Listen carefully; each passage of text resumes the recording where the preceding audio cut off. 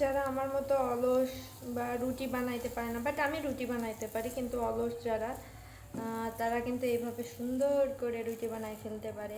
রুটির মতো পাতলা হবে বা রুটির থেকেও বেশি পাতলা। দেখেন কত সুন্দর রুটি হয়। আমি কিন্তু মাত্র শিখছি, এটা নিজে নিজে প্রয়োগ করছি। দেন সো খুবই সুন্দর, আমার কাছে খুবই ভালো লাগছে, ইউনিক। সো এখন থেকে আমি এইভাবে ট্রাই করবো, আপনারা একবার হলেও ট্রাই করবেন, দেখবেন কত সুন্দর হয়, কত পাতলা হয়। সেই